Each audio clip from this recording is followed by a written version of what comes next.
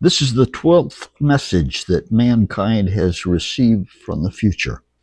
From the same organization, the Society to Help People Feel as Good on the Inside as Others Look Like They Feel from the Outside. The messages are in the form of newsletters not intended for us but for their own time. For further information, we refer you back to the introduction to the first message we received from the future. But for now, the latest one. Message. We'll begin the subtopic of this issue with a spot-on letter from a reader. Letter. Like, I don't know who to turn to these days, right? Everybody I meet is weird, right? The only difference between people is, that with some it takes longer to, notice. I'm like, if you're going to tell someone that most people are, weird, right? You don't want that person to be sort of like weird. We've lost count of how many times this problem has arisen lately. If things weren't bad enough already, now we have this. It's one of the main reasons people have trouble minding their P's and Q's these days. However, the Society is happy to announce that it made a thorough study of the situation and has come up with tailored recommendations which will, in short order, we're all but sure, eliminate the problem. And then some. What? More letters already? All right. We have more to say on the current letter, of course, but other letters are pouring in now that newly discovered forms of therapy have loosened our nation's tongues. Here are a few. Letter. Is it known yet what exactly a grain of salt does for us? No, that's still being explored by scientists. We just know that before the big change, the greatest minds recommended taking certain things, and not just food, with a grain of salt. Letter. Do you still have the floor in your headquarters building with a moving picture on all the walls? Yes, we still employ our slow gliding camera on the 36th floor of our headquarters building here. Yes, Craig. He says everything isn't bubblegum pink anymore, and it's not all about past lives now, bookending scenes of cave dwellers set in a prehistoric time, embarking on early human romance, juxtaposed with the brutal truth of American commerce and provident sensuality of the Polynesian culture dramatized as superior to a brutal British one. No, Craig, that doesn't bother me. Why do you ask? Justin Chang. Letter. I'm like, they say you're experts there at the Society on the subject of the obvious.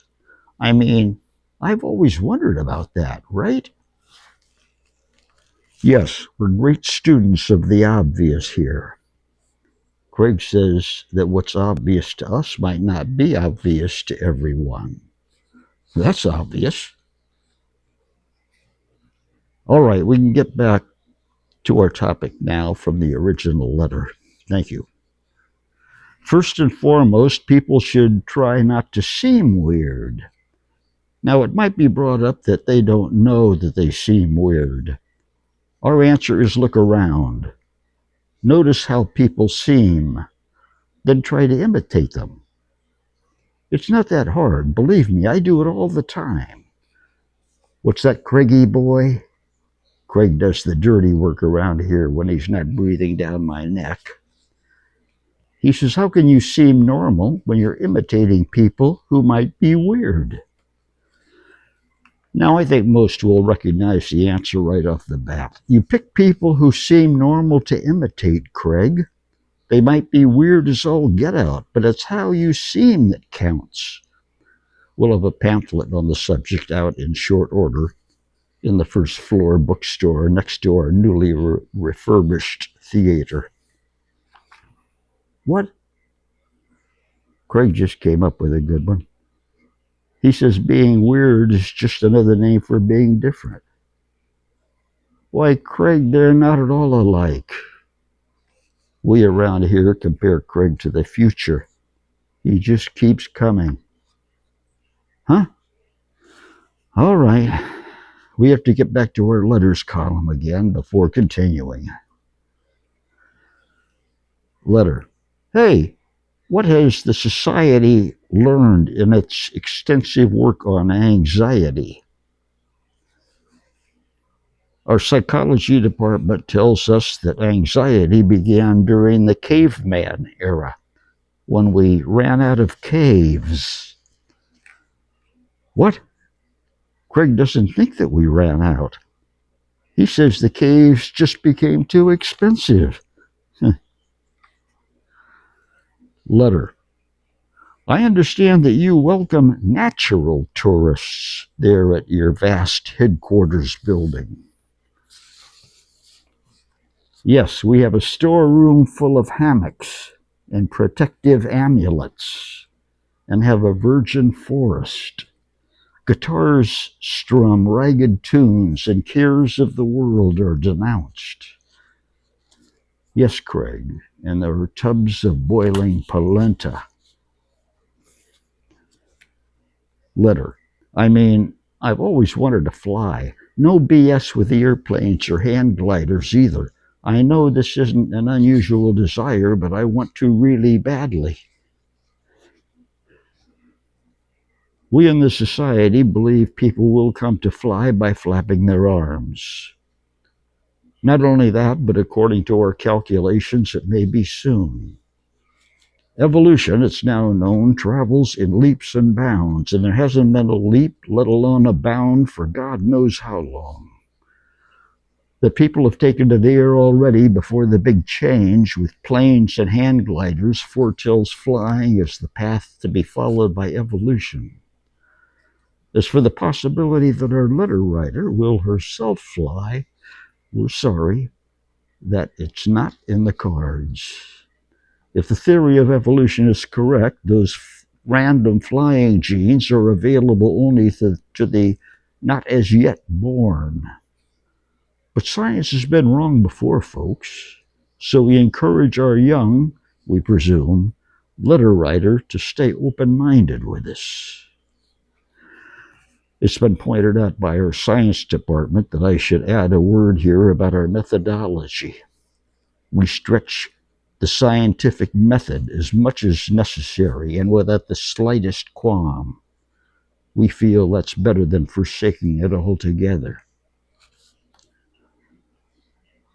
Letter. I sort of heard that we can never get past things.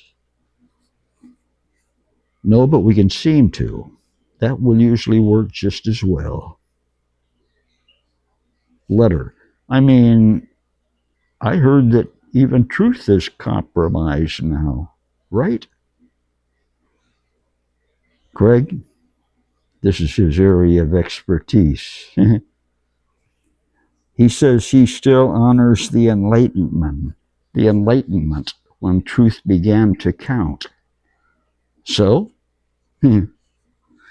he says Nietzsche is all the rage now, and he didn't even think that truth was such a big deal. Who was Nietzsche again?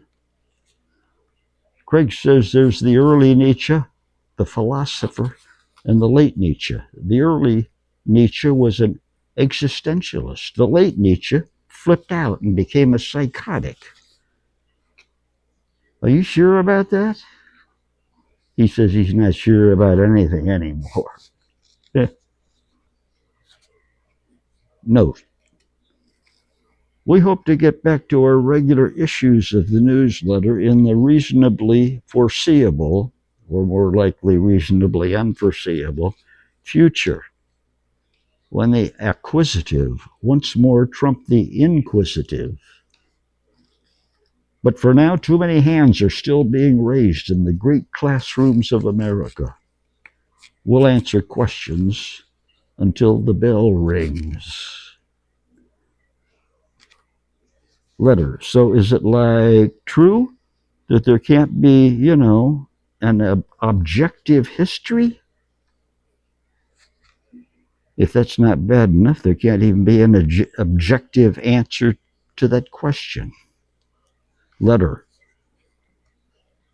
I mean, I'm an extremely modest person. I hope that this kind of, behavior still has its, place. For those who still insist on being modest, it's best these days to indicate what it is that you have to be modest about. One more? Yeah. Letter. Say, didn't AI used to stand for artificial insemination? Yes, before the big change. Scientists believe that it slowly evolved into artificial intelligence and are currently searching for the intermediate phases.